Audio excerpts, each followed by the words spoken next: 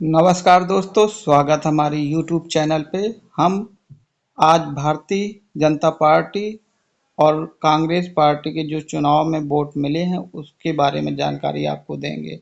भारतीय आम चुनाव 2024, भारत के राष्ट्रीय चुनाव 2024। भारत में समान चुनावों के लिए भारतीय चुनाव को देखिए एक नज़रिया। भारतीय आम चुनाव 2024 शुरुआत इसकी 19 अप्रैल 2024 से 1 जून 2024 तक का समय था। ये 8वीं लोकसभा के सदस्यों का चुनाव कराने के लिए निर्धारित है। चुनाव के दौरान 18वीं लोकसभा के कुल 543 सदस्य चुने जाएंगे, जो 7 चरणों में होंगे।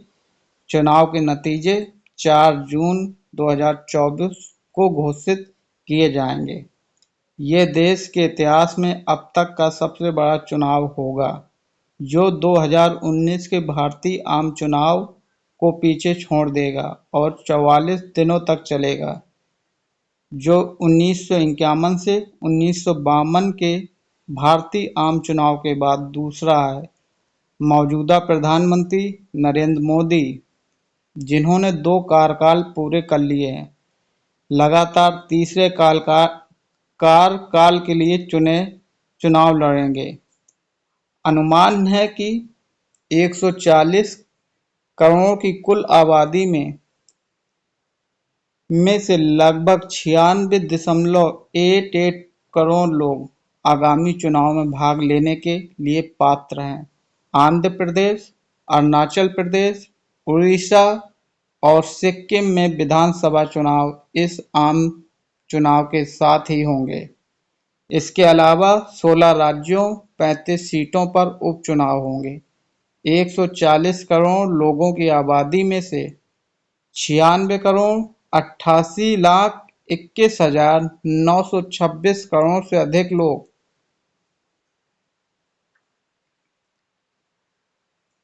वोट देने के लिए पात्र थे, जो कुल आबादी की 70% के बराबर है। चुनाव में 64.2 करोड़ यानी कि 642 मिलियन मतदाताओं ने भाग लिया और उनमें से 31.2 करोड़ यानी कि 3.12 मिलियन महिलाएं थीं। आगे हम इसको अभी विस्तार से बताएंगे। पहले हम देख लेते हैं भारतीय आम चुनाव 2024 की शुरुआत 19 अप्रैल से शुरू हुई, 1 जून 2024 तक चलेगा। पूर्व सदस्य लोकसभा की सभी 543 सीटें बहुमत के लिए चाहिए। सरकार बनाने के लिए लोकसभा में 543 सीटें हैं। अगर जो कैंडिडेट 272 सीट जीत जाता है, वो बहुमत के लिए सरकार बना सकता है। सरकार बनाने के लिए 272 सीटें अनिवार्य हैं, जिससे ये महिला मतदाताओं की अब तक की सबसे अधिक भागीदारी थी। आंध्र प्रदेश, अरुणाचल प्रदेश, उड़ीसा और सिक्किम राज्यों में विधानसभा चुनाव आम चुनावों के साथ-साथ 12 विधानसभाओं में 25 क्षेत्रों के लिए उपचुनाव के साथ हुए थे। ये इतिहास का सबसे बड़ा चुनाव था, जो पिछले चुनाव से आगे निकल गया, जो 44 दिनों तक चला, जो 1951 से 1952 के बीच आम चुनाव के बाद दूसरे स्थान पर था। मौजूदा प्रधानमंत्री नरेंद्र मोदी, जिन्होंने अपना दूसरा कार्यकाल पूरा किया, लगातार तीसरे कार्यकाल के लिए चुनाव लड़े। इस चुनाव की आलोचना मोदी की भारतीय जनता पार्टी भाजपा द्वारा नफरत भरे भाषणों पर कार्रवाई न करने, इलेक्ट्रॉनिक वोटिंग मशीन यानी कि जिसको ईवीएम बोलते हैं में खराबी की रिपोर्ट और भाजपा के राजनीतिक विरोधियों के कथित दमन के लिए की गई। अब हम एक नज़र यहाँ भी डाल लेते हैं, फिर आगे आपको बताते हैं। प्रधानमंत्री मोदी कहाँ से चुनाव लड़े? नेता प्रधानमंत्री, जो कि बीजेपी के वर्तमान में सदस्य भी हैं और प्रधानमंत्री पद पर हैं। मल्लिकार्जुन खड़गे जो कांग्रेस के राष्ट्रीय अध्यक्ष हैं। पार्टी है कांग्रेस, गठबंधन राजस। प्रधानमंत्री मोदी ने नेता की सीट बनारस से चुनाव लड़ा। मल्लिकार्जुन खड़गे ने कहीं से चुनाव नहीं लड़ा। पिछला चुनाव में प्रधानमंत्री मोदी को 37.36% यानी 303 सीटें मिली थी और कांग्रेस को 19.49 यानी को प्रतिशत में देखा जाए तो 52% सीटें मिली थी। सीट जीती 240। कांग्रेस को उस समय 2019 में 99 सीटें मिली थी। सीटों में बदलाव, भाजपा में 63 सीटें मिली और कांग्रेस को 47 सीटें मिली, जो कि बीजेपी की सीटों का दायरा कम हुआ है। प्रतिशत में भाजपा 36.56% रह गई और कांग्रेस 21.19%। उतार चढ़ाव बीजेपी पार्टी को 0% 8 ppm का उतार हुआ और कांग्रेस को 1.7% का लाभ मिला है। गठबंधन की सीटें 293 और कांग्रेस की गठबंधन की सीटें 234। अब हम देखते हैं राष्ट्रीय जनतांत्रिक गठबंधन एनडीए ने लोकसभा में 543 में से 293 सीटें हासिल की, लेकिन विपक्ष द्वारा शुरू में अनुमानित से ज्यादा सीटें हासिल करने के बाद भाजपा ने अपना बहुमत खो दिया। विपक्षी गठबंधन भारतीय राष्ट्रीय कांग्रेस, भारतीय राष्ट्रीय विकास समावेशी गठबंधन इंडिया ने 234 सीटें हासिल की, जिसमें भारतीय राष्ट्रीय कांग्रेस ने सबसे ज्यादा 99 सीटें जीती। आगे देखते हैं पृष्ठभूमि क्या है इसकी। समकालीन राजनीति और पिछले चुनाव। भारत में बहुदलीय प्रणाली लागू है, जिसमें दो प्रमुख पार्टियां अर्थात भारतीय जनता पार्टी और भारतीय राष्ट्रीय कांग्रेस राष्ट्रीय राजनीति पर हावी हैं। 2014 से भारतीय जनता पार्टी ने नरेंद्र मोदी के नेतृत्व में देश पर शासन किया। 17वीं लोकसभा का कार्यकाल 16 जून 2024 को समाप्त होने वाला है। पिछला आम चुनाव अप्रैल-मई 2019 में हुआ था। चुनाव के बाद भारतीय जनता पार्टी के नेतृत्व में राष्ट्रीय जनतांत्रिक गठबंधन ने केंद्र सरकार बनाई, जिसमें मोदी दोबारा प्रधानमंत्री बने।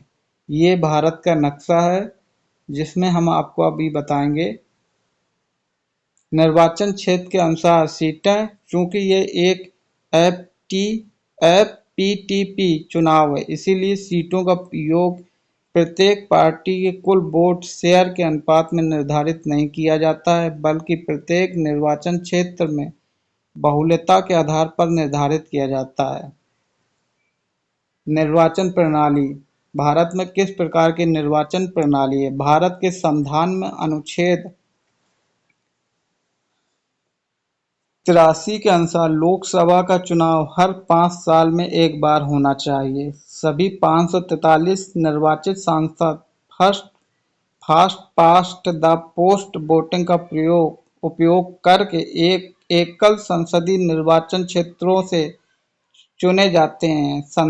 संविधान में 104वें संशोधन द्वारा तेलुगु इंडियन समुदाय के लिए आरक्षित 2 सीटों को समाप्त कर दिया गया है। प्रधानमंत्री चुनाव से पहले नरेंद्र मोदी भाजपा में, प्रधानमंत्री चुनाव के बाद टीबीडी में। योग्य मतदाताओं को भारतीय नागरिक होना चाहिए। 18 वर्ष या उससे अधिक, निर्वाचन क्षेत्र के मतदान क्षेत्र का समान निवासी होना चाहिए और मतदान करने के लिए पंजीकृत मतदाता सूची में नाम शामिल होना चाहिए। भारत के चुनाव आयोग या सक्षम द्वारा जारी वैध मतदाता पहचान पत्र होना चाहिए। चुनावी या अन्य अपराधों के दोषी कुछ लोगों को मतदान करने से रोक दिया जाता है। 2024 के चुनाव के लिए 946 मिलियन लोग मतदान करने के पात्र हैं, जो 2019 के आम चुनाव से लगभग 150 मिलियन लोगों की वृद्धि हुई है। प्रतिक्रियाओं। चुनाव परिणाम को प्रधानमंत्री मोदी के लिए एक झटका बताया गया, जिसमें भाजपा 400 सीटें जीतने की अपनी उम्मीदों से पीछे रह गई। हालांकि चुनाव पूर्वानुमान भाजपा के लिए भारी बहुमत के थे, लेकिन इंडिया ब्लॉक ने एग्जिट पोल की तुलना में बहुत बेहतर प्रदर्शन किया।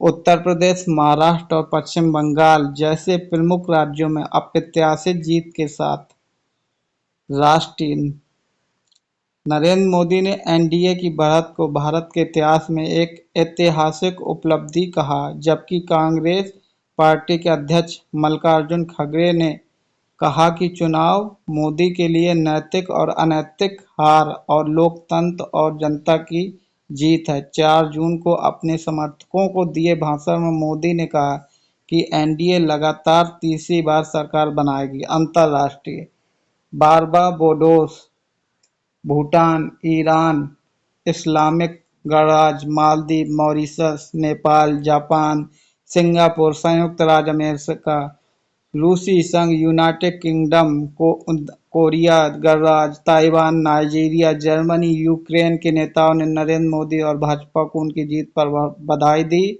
इटली के प्रधानमंत्री जियोर्जिया मेलोनी, इजरायल के प्रधानमंत्री बेंजामिन नेतन्याहू और यूक्रेन के राष्ट्रपति वोलोडिमीर ज़ेलेंस्की समेत 50 से ज्यादा देशों के विश्व नेताओं ने आम चुनाव में बीजेपी के नेतृत्व वाले एनडीए गठबंधन की जीत पर प्रधानमंत्री नरेंद्र मोदी को बधाई दी और साथ मिलकर काम करने की इच्छा जताई।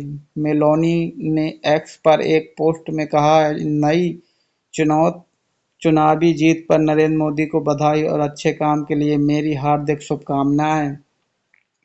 मुझे पूरा विश्वास है कि हम इटली और भारत को जोड़ने वाली दोस्ती को मजबूत करने और हमें जोड़ने वाले विभिन्न मुद्दों पर सहयोग को मजबूत करने के लिए मिलकर काम जारी रखेंगे, ताकि हमारे राष्ट्र और हमारे लोगों की भलाई हो सके। ताइवान के राष्ट्रपति लाई चिंग-ते ने मोदी को बधाई दी और कहा, हम तेजी से बढ़ती ताइवान भारत साझेदारी को बढ़ाने, व्यापार, प्रौद्योगिकी और अन्य क्षेत्रों में अपने सहयोग का विस्तार करने के लिए तत्पर हैं। हालांकि भारत प्रशांत क्षेत्र में शांति और समृद्धि में योगदान दिया जा सके। चीन ने आम चुनाव में भाजपा के नेतृत्व वाले एनडीए गठबंधन की जीत पर भी मोदी को बधाई दी और कहा कि वे द्विपक्षीय संबंधों के समग्र हितों को ध्यान में रखते हुए भारत के साथ काम करने के लिए तैयार है। चीनी विदेश मंत्रालय के प्रवक्ता माओ निंग ने कहा, हमने भारत के आम चुनावों के नतीजों पर गौर किया है और प्रधानमंत्री नरेंद्र मोदी के नेतृत्व वाली भाजपा और एनडीए की जीत पर बधाई दी। भूटान के प्रधानमंत्री त्शोरिंग तोब्गे ने भी मोदी और एनडीए को लगातार तीसरी बार ऐतिहासिक जीत के लिए बधाई दी और कहा कि वह उनके साथ मिलकर काम करने के लिए उत्सुक हैं। उन्होंने एक्स पर लिखा, दुनिया के सबसे बड़े चुनाव में लगातार तीसरी बार ऐतिहासिक जीत के लिए मेरे मित्र प्रधानमंत्री नरेंद्र मोदी जी और एनडीए को बधाई। वह भारत को नई ऊंचाइयों पर ले जा रहे हैं और मैं उनके साथ मिलकर काम करने के लिए उत्सुक हूं, ताकि हमारे दोनों देशों के बीच संबंधों को और मजबूत किया जा सके। जमैका के प्रधानमंत्री एंड्रयू होलनेस, श्रीलंका के पूर्व राष्ट्रपति महिला राजपक्षे और मालदीव के राष्ट्रपति हुसैन मोहम्मद लतीफ उन नेताओं में शामिल थे जिन्होंने मोदी को आम चुनाव में जीत पर बधाई दी। ताइवान के राष्ट्रपति लाई चिंग ने मोदी को बधाई दी और कहा, हम तेजी से बढ़ती ताइवान भारत साझेदारी को बढ़ाने, व्यापार, प्रौद्योगिकी और अन्य क्षेत्रों में सहयोग का विस्तार करने के लिए तत्पर हैं, ताकि भारत प्रशांत क्षेत्रों में शांति और समृद्धि में योगदान दिया जा सके। बांग्लादेश, बारबाडोस, भूटान, कनाडा, चीन, कोमोरोस, साइप्रस, चेक गणराज्य, मिस्र, France, Greece, Indonesia, Iran, Israel, Italy, Jamaica, Japan, Kenya, Lithuania, Maldives, Madagascar, Mauritius, Moldova, Nepal, Netherlands, Nigeria, Philippines, रूस, साइबेरिया, सिंगापुर, स्पेन, दक्षिण Korea, Sri Lanka, Taiwan, Tanzania, Ukraine, राष्ट्र संयुक्त अरब अमीरात, यूनाइटेड किंगडम और संयुक्त राज्य अमेरिका के नेताओं और अधिकारियों ने नरेंद्र मोदी और भाजपा की उनकी जीत पर बधाई दी। चुनाव को देखते नजर स्टॉक में उतार चढ़ाव क्या हुआ? एग्जिट पोल जारी होने के बाद बेंचमार्क बीएसई, सेंसेक्स और निफ्टी 50 सूचकांक इंडेक्स रिकॉर्ड ऊंचाई पर पहुंच गए और भारतीय रुपया मजबूत हुआ। हालांकि नतीजों की घोषणा के दिन भारतीय शेयर बाजार गिर गए। चुनाव कार्यक्रम।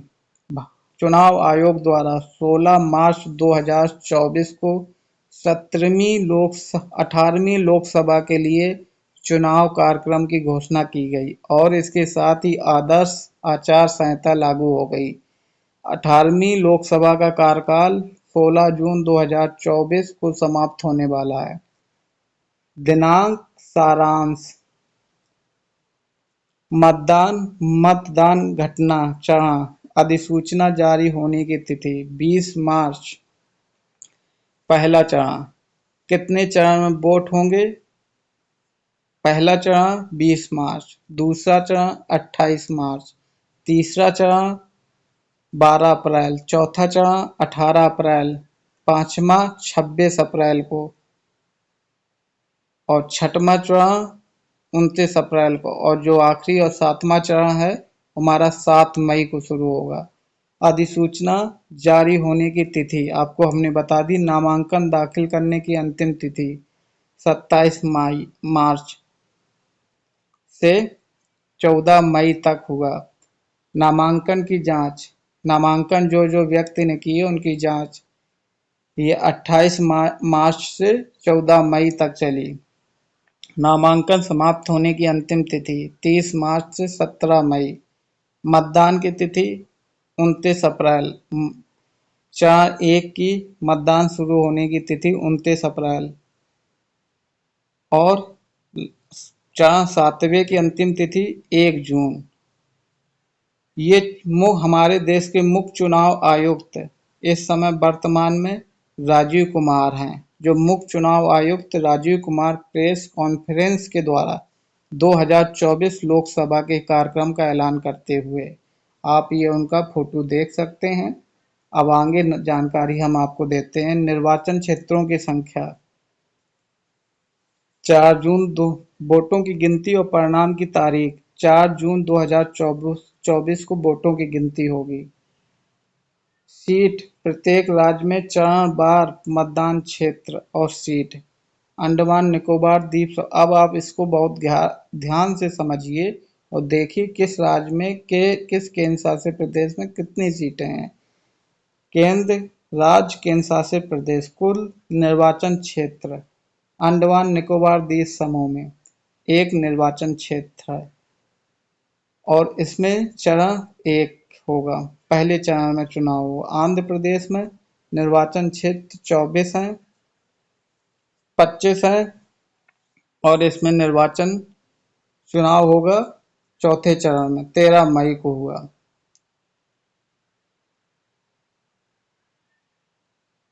और अरुणाचल प्रदेश में 2 हैं, इसमें चुनाव 2 अप्रैल पहले चरण को हुआ। बिहार में हम आपको सीटों बता दे रहे हैं, आप चुनाव देख सकते हैं। अरुणाचल प्रदेश में 2 सीट हैं असम में 14 सीटें हैं। बिहार में 40 सीटों पर चुनाव लड़ा गया लोकसभा की। चंडीगढ़ में लोकसभा की 1 सीट है। छत्तीसगढ़ में 11 सीटें हैं।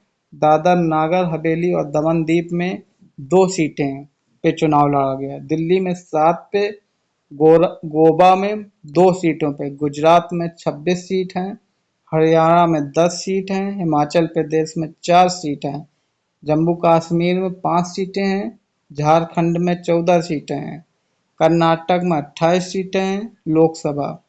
केरल में लोकसभा की 20 सीटें, लद्दाख में 1 सीट, लक्षद्वीप में 1 सीट, मध्य प्रदेश में 29 सीटें, महाराष्ट्र में 48 सीटें, मणिपुर में 2 सीट, मेघालय में 2 सीट, मिजोरम में 1 सीट, नागालैंड में 1 सीट, अरुणाचल प्रदेश में 21 सीटें, पांडुचेरी में 1 सीट, पंजाब में 13 सीट हैं और राजस्थान में 25 सीटें, सिक्किम में 1 सीट, तमिलनाडु में 39 सीट, तेलंगाना में 17 सीट, त्रिपुरा में 2 सीट, उत्तर प्रदेश में 80 सीटें हैं लोकसभा की सबसे ज्यादा। उत्तराखंड में 5 सीटें, पश्चिम बंगाल में 42 सीटें। कुल निर्वाचन क्षेत्र 543 निर्वाचन क्षेत्र हैं, यानी कि कुल सीटों की संख्या 543 है। चरण के अंत तक कुल निर्वाचन क्षेत्र ये आप देख सकते हैं इसमें दल और गठबंधन, इसका हम आपको विस्तार से बताते हैं। 2024 के भारतीय महानिर्वाचन से पहले 2 प्रमुख गठबंधनों के उभरने से भारत की राजनीति दुध्रुवी हो गई। सत्तारूढ़ राजद और विपक्षी इंडिया गठबंधन 2024 के भारतीय महानिर्वाचन में 6 राष्ट्रीय पार्टियां लड़ रही हैं। 6 राष्ट्रीय पार्टियां लड़ रही हैं। भारतीय जनता पार्टी, भारतीय राष्ट्रीय कांग्रेस पार्टी, भारतीय कम्युनिस्ट पार्टी जिसको मार्क्सवादी बोला जाता है, Bahujan Samaj party, national peoples party, आम आदमी पार्टी, बसपा को छोड़कर सभी राष्ट्रीय पार्टी किसी गठबंधन का हिस्सा हैं। राष्ट्रीय जनतांत्रिक गठबंधन जिसको राजस्व बोलते हैं। राष्ट्रीय जनतांत्रिक गठबंधन भारतीय जनता पार्टी के नेतृत्व वाला एक केंद्र दक्षिणपंथी राजनीतिक गठबंधन है। भारतीय राष्ट्रीय विकासशील समावेशी गठबंधन भारतीय राष्ट्रीय विकासशील समावेशी गठबंधन भारतीय राष्ट्रीय कांग्रेस के नेतृत्व वाला एक केंद्र वामपंथी राजनीतिक गठबंधन है जिसको इंडिया गठबंधन बोलते हैं। अन्य उल्लेखनीय दल और गठबंधन बहुजन समाज पार्टी की नेता मायावती ने घोषणा की है कि उनकी पार्टी अधिकतर राज्यों में अपने दम पर चुनाव लड़ेगी और तेलंगाना और हरियाणा में अन्य गैर कांग्रेस दलों के साथ गठबंधन करेगी। उड़ीसा के मुख्यमंत्री नवीन पटनायक के नेतृत्व वाली बीजू जनता दल, आंध्र प्रदेश के मुख्यमंत्री जगन मोहन रेड्डी के नेतृत्व वाली वाईएसआर कांग्रेस पार्टी और मिजोरम के मुख्यमंत्री लालथुहामा के नेतृत्व वाली जोरम पीपुल्स मूवमेंट भी अपने अपने राज्य में अकेले लोकसभा चुनाव लड़ेंगी। उम्मीदवार राष्ट्रीय जनतांत्रिक गठबंधन के 2024 आम चुनाव के लिए प्रधानमंत्री पद के उम्मीदवार भारत के मौजूदा प्रधानमंत्री नरेंद्र मोदी हैं। वहीं भारतीय राष्ट्रीय विकासशील समावेशी गठबंधन के प्रधानमंत्री पद के उम्मीदवार का फैसला 2024 के चुनावों के बाद किया जाएगा। राष्ट्रीय जनतांत्रिक गठबंधन भारतीय जनता पार्टी भाजपा ने 2 मार्च 2024 को 195 उम्मीदवारों की अपनी पहली सूची की घोषणा की और 75 उम्मीदवारों की दूसरी सूची 13 मार्च को प्रकाशित की, जबकि 9 उम्मीदवारों की तीसरी सूची 21 मार्च को घोषित की गई। 15 उम्मीदवारों की चौथी सूची 22 मार्च को जारी की गई। इसके बाद 24 मार्च को 111 उम्मीदवारों की सूची और पांचवी सूची 26 मार्च को 3 उम्मीदवारों की छठी सूची जारी की गई। 2 उम्मीदवारों की सातवीं सूची 27 मार्च को घोषित की गई और 11 उम्मीदवारों की आठवीं सूची 30 मार्च को प्रकाशित की गई थी, जबकि सिर्फ एक उम्मीदवार की नौवीं सूची 31 मार्च को जारी की गई थी। 10वीं सूची जिसमें 9 उम्मीदवार शामिल थे 10 अप्रैल को जारी की गई थी और 11वीं सूची जिसमें एक उम्मीदवार शामिल थी 11 अप्रैल को जारी की गई थी। इसके बाद 16 अप्रैल को 7 उम्मीदवारों की 12वीं सूची की घोषणा की गई। 13वीं, 14वीं और 15वीं सूची जिनमें से प्रत्येक एक उम्मीदवार शामिल था क्रमशः 18 अप्रैल, 23 अप्रैल, 27 अप्रैल को प्रकाशित की गई। वीरभूमि निर्वाचन क्षेत्र के एक उम्मीदवार की 16वीं सूची 1 मई को जारी की गई थी। पिछले उम्मीदवार के नामांकन पत्र चुनाव आयोग द्वारा खारिज कर दिए गए जाने के बाद और दो उम्मीदवारों की 7वीं सूची 2 मई को प्रकाशित की गई थी, जबकि एक उम्मीदवार की 8वीं सूची 1 मई को घोषित की गई थी। 3 मई 3 उम्मीदवारों की 19वीं सूची 8 मई को घोषित की गई, जबकि एक उम्मीदवार की 20वीं सूची 10 मई को घोषित जारी की गई थी। भारतीय राष्ट्रीय विकासशील समावेशी गठबंधन भारतीय राष्ट्रीय कांग्रेस ने 8 मार्च 2024 को 39 उम्मीदवारों की अपनी पहली सूची जारी की और 43 उम्मीदवारों की दूसरी सूची 13 मार्च को प्रकाशित की, जबकि 56 उम्मीदवारों की सूची तीसरी 22 मार्च को घोषित की। 46 उम्मीदवारों की सूची 23 मार्च को प्रकाशित की गई और 3 उम्मीदवारों की सूची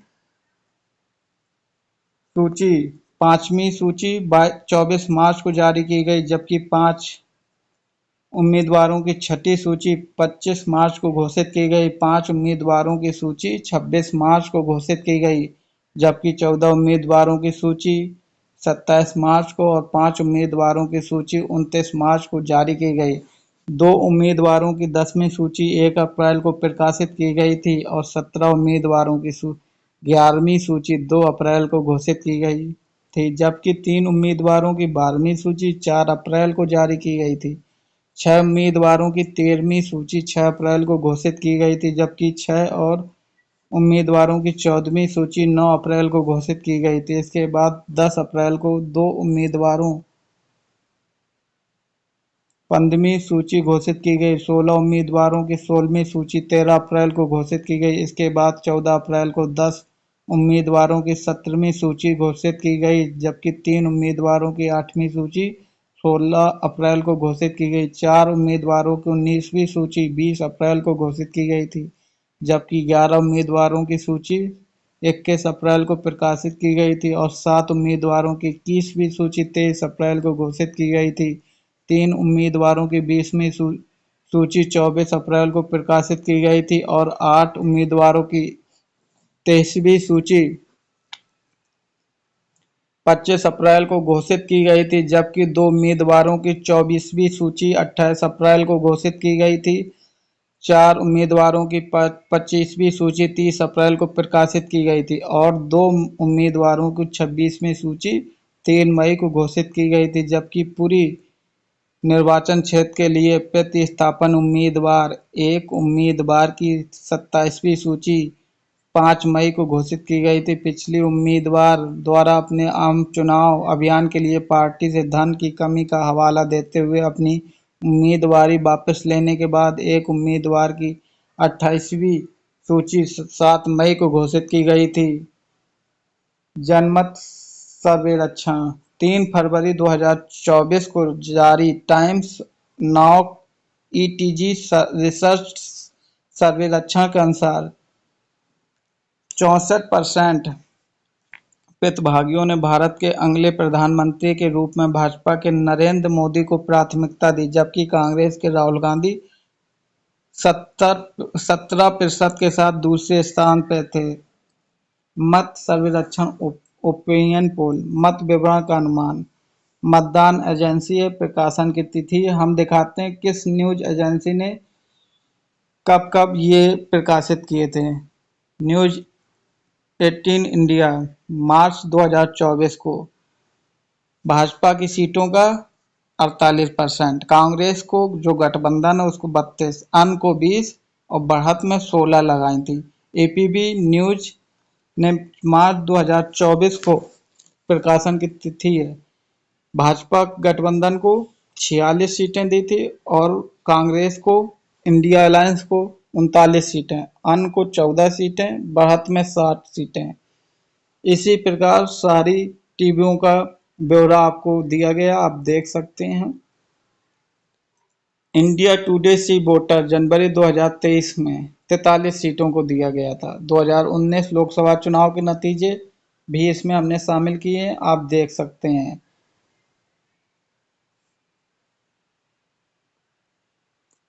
मतदान संरक्षण exit poll type exit polling agency Bhajpa Congress और अन्य को क्या क्या लीड। दैनिक भास्कर ने एनडीए सरकार को 316 प्लस माइनस में 34 दी थी और कांग्रेस इंडिया गठबंधन को 137 प्लस 28 प्लस माइनस में। अन्य को 41 प्लस माइनस 8 लीड 44 दी थी। इंडिया न्यूज ने 371 दिया था। जन की बात ने 377। इसी प्रकार आप देख सकते हैं।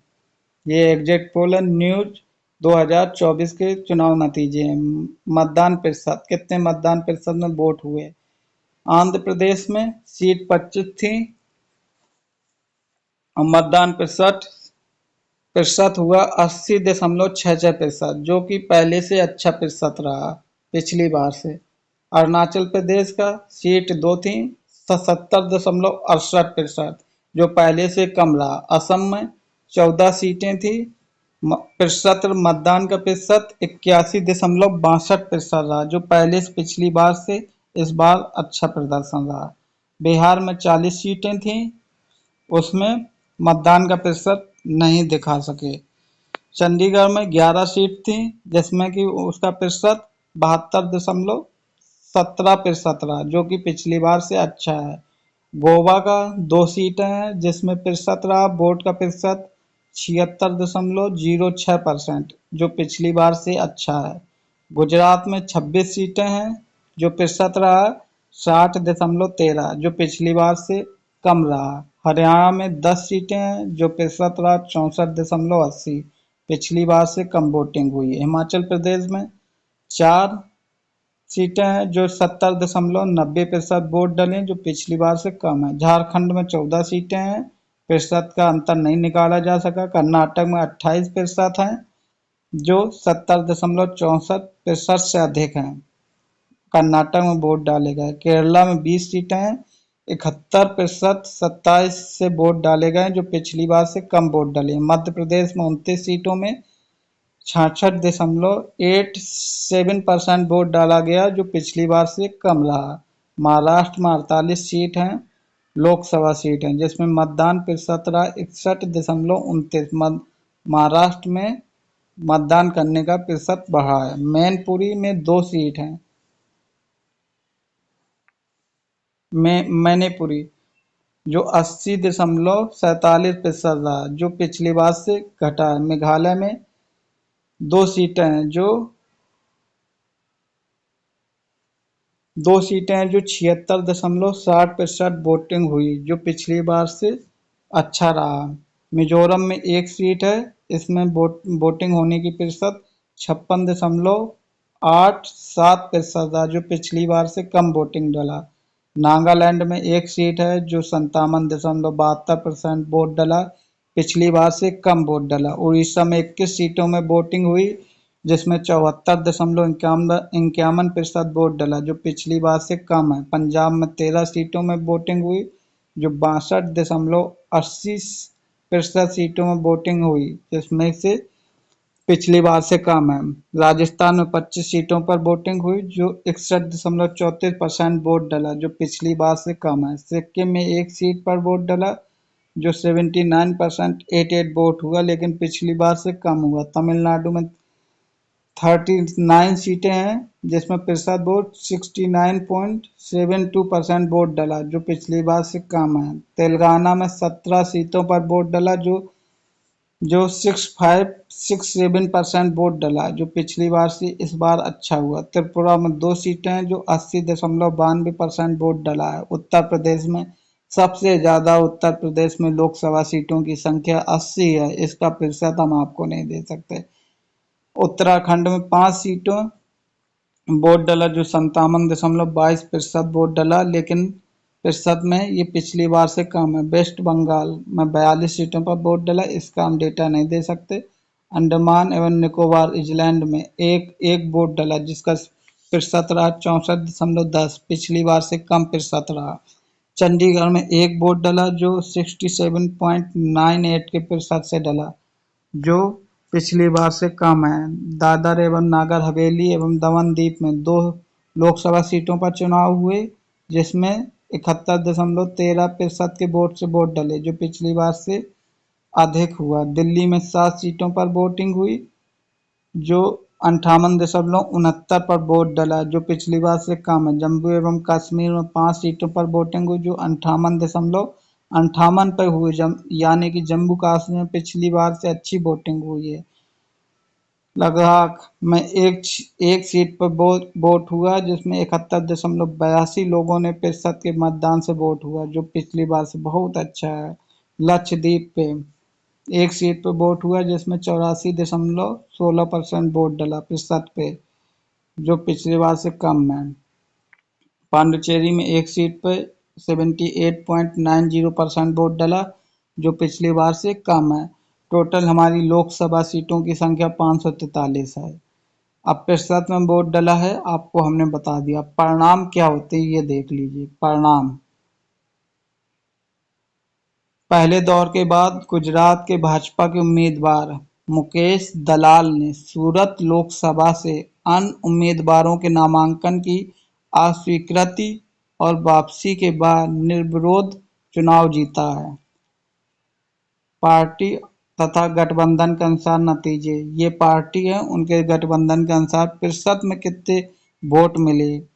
चुनाव में पार्टियों को मत प्रतिशत, भाजपा को 36.56% मत मिले हैं, कांग्रेस को 21.96% मत मिले हैं, सपा को 4.58% मत मिले हैं, टीएमसी को 4.37% मत मिले और अन्य जो अदर पार्टियां हैं उसको 32.53% वोट मिले हैं।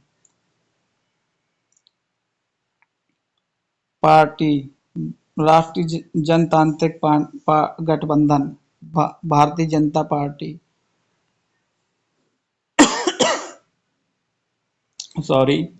लड़ा 441 सीटों में चुनाव लड़ा, जीती है 240। तृणमूल देशम पार्टी 17 सीटों पर चुनाव लड़ी, जीती 16 सीटों पर। जनता दल यूनाइटेड 16 सीटों पर चुनाव लड़ी, जीत हुई 12 सीटों पर। शिवसेना 15 सीटों पर चुनाव लड़ी, जीत हुई 7 सीटों पर। अन्य पार्टियां 51 पे चुनाव लड़ी, जीत हुई 18। कुल मिला के 540 कैंडिडेट लड़े, जिसमें से 293 जीते। भारतीय राष्ट्रीय कांग्रेस 229 सीटों पे चुनाव लड़ा है, 99 सीटें जीती है। समाजवादी पार्टी 71 सीटों पर चुनाव लड़ा, 37 सीटें जीती। यूपी में सबसे अच्छा प्रदर्शन समाजवादी पार्टी के अखिलेश यादव ने करके दिखाया है। तृणमूल कांग्रेस 48 सीटों पर चुनाव लड़ी, 29 सीटें जीती। द्रविड़ में 22 सीटों में चुनाव लड़ी, जो 22 में 22 जीती। अन्य पार्टियां 71 सीटों में चुनाव लड़ी थी, जिसमें से 47 सीटों पर चुनाव जीत दर्ज की है। कुल पार्टियां 541, जिसमें जीती है 243 सीटें। अन्य पार्टियां 10 सीटें जीती हैं, निर्दलीय 7 सीटें जीती हैं। कुल प्रतिशत में हमने आपको बता दिया। मतदान के आंकड़े, वैध मत कितने पड़े, अवैध मत कितने पड़े, वोट पड़े या मतदान परिहार। पंजीकृत मतदाता 96,88,21,926 लोग थे। राज्य और केंद्र शासित प्रदेश के अनुसार नतीजे। अंडमान निकोबार द्वीप समूह में सीट 1, भाजपा जीती है 1 सीट। आंध्र प्रदेश में सीट 25 थी, भाजपा जीती 21, अन्य को 4 सीटें मिली। अरुणाचल प्रदेश में सीट 2 थी, भाजपा जीती 2 सीट और कोई पार्टी नहीं जीता। असम में 14 सीटों में भाजपा जीती 11 सीट और 3 कांग्रेस जीती है। बिहार में 40 सीटों में भाजपा 30 सीटें जीती है। भाजपा की गठबंधन वाली हम बात कर रहे हैं राजस्व में।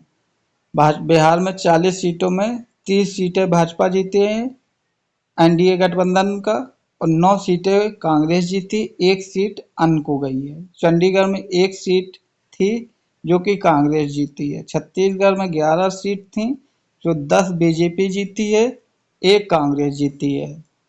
दादर और नागर हवेली एवं दमन दीव में 2 सीटों पर 1 सीट बीजेपी जीती, 1 अन्य जीता है। राष्ट्रीय राजधानी क्षेत्र दिल्ली में 7 सीटों में सातों बीजेपी जीती है। गोवा में 2 सीटों में 1 सीट कांग्रेस जीती है और 1 सीट बीजेपी जीती है। गुजरात में 26 सीटों में 25 भाजपा जीती है, 1 सीट कांग्रेस जीती है। हरियाणा में 10 सीट लोकसभा की थी, जिसमें 5 सीट कांग्रेस जीती है, 5 भाजपा जीती है।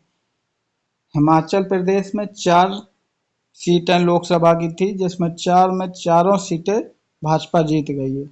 जम्मू कश्मीर में 5 सीटें थी, जिसमें 5 में 2 सीटें भाजपा जीती है, 2 कांग्रेस जीती है, 1 अन्य को जीता है। झारखंड में 14 सीटें हैं लोकसभा में, जिसमें 9 सीटें भाजपा जीती, 5 सीटें कांग्रेस जीती है। कर्नाटक में 28 सीटें हैं लोकसभा की, जिसमें से 19 सीटें भाजपा जीती है, 9 सीटें कांग्रेस जीती है। केरल में कुल लोकसभा की सीटें 20 हैं, जिसमें कि 1 केरल में भाजपा जीती, 19 सीटें कांग्रेस जीती है। लद्दाख में 1 लोकसभा सीट है, जिसमें अन्य जीता है। लक्षद्वीप में 1 लोकसभा सीट है, जिसमें से कांग्रेस 1 जीती। मध्य प्रदेश में 29 सीटें हैं, जिसमें से 29 बीजेपी जीती है। महाराष्ट्र में 48 सीटें हैं, जिसमें से 17 बीजेपी जीती है, 30 कांग्रेस जीती है और 1 अन्य जीता। मणिपुर में 2 सीट हैं लोकसभा की, दोनों कांग्रेस जीत गई है।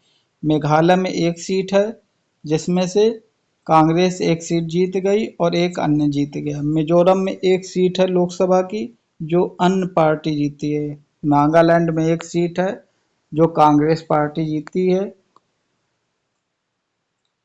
उड़ीसा में 24 सीटें लोकसभा की, 24 में 20 सीटें बीजेपी जीती है, 1 कांग्रेस जीती है। पांडिचेरी में 1 सीट है लोकसभा की, 1 सीट कांग्रेस जीती है। पंजाब में 13 सीटें हैं, जिसमें 13 से बीजेपी 1 भी नहीं जीती, कांग्रेस 10 जीती, अन्य 3 जीते हैं। राजस्थान में 25 सीटों में भाजपा 14 सीटें जीती है, कांग्रेस 11 जीती है, अन्य का कोई नहीं।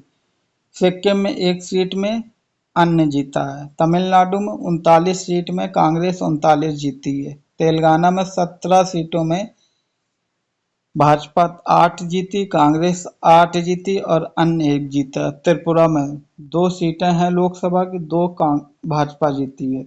उत्तर प्रदेश में सबसे ज्यादा लोकसभा की सीटें 80 सीटों में भाजपा 36 सीटें जीती है और कांग्रेस 43 सीटें जीती है और अन्य को 1 सीट मिली है। उत्तराखंड में 5 सीटें हैं, जिसमें से भाजपा 5 जीत गई उत्तराखंड में। पश्चिम बंगाल में 42 सीटें हैं, 12 सीट भाजपा जीती, 30 सीटें कांग्रेस जीती है। इस प्रकार से कुल मिलाकर 543 लोकसभा सीटों में बीजेपी के गठबंधन वाली पार्टी 292 सीटें जीती है और कांग्रेस के गठबंधन के जो इंडिया अलायंस है, जो 234 सीटें जीता है और अन्य पार्टियों 17 सीटें जीती है। ये हमने आपको 2024 का चुनाव के बारे में सारी जानकारी दे दी है। अब आपको ये अच्छा लगे तो हमारे चैनल को सब्सक्राइब, लाइक एवं शेयर करें।